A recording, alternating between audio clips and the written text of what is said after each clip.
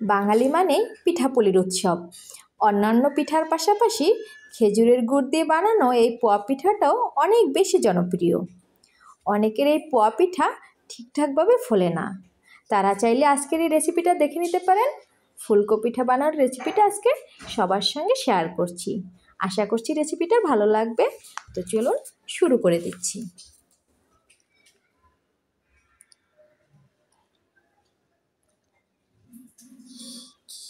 তো আমি রেসিপিটা শুরু করার আগে একটি পিঠা আপনাদের একটু দেখিয়ে দিলাম। তো এবার আমি নিয়ে নিলাম 2 কাপ চালের গুঁড়ো, 1 কাপ ময়দা, স্বাদ মতো লবণ দিয়ে দিলাম।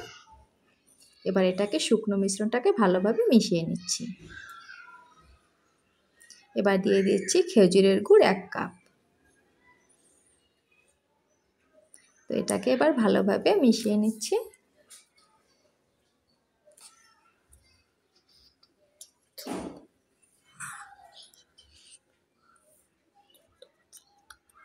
এবার জল দিয়ে দিলাম 1/2 কাপ পরিমাণ।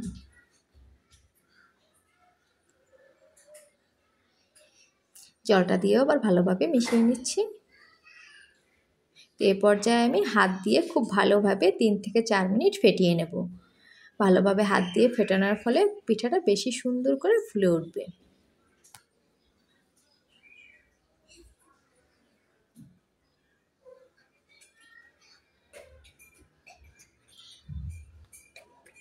ফেটানো হয়ে গেল,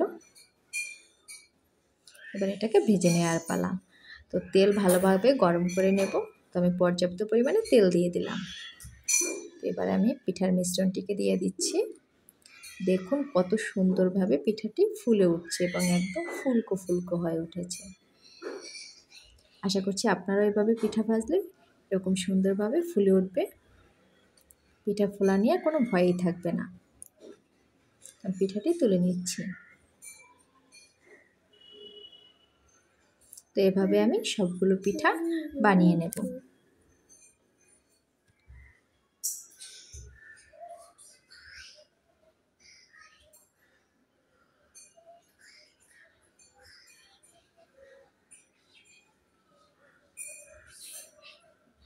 পিঠাটিকে এক পাশ হওয়ার পর অন্য পাশে উল্টে দিলাম।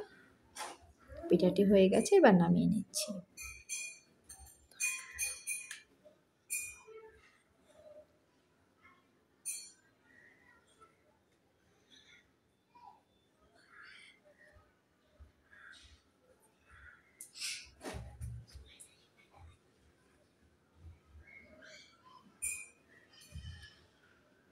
তো এভাবে পিঠা বানানোটা কিন্তু একদম সহজ এবং অল্প উপকরণেই পিঠা বানানো যাবে এবং ঘরে যখন মন চাইবে তখন এই পিঠাটা বানিয়ে নেওয়া যাবে।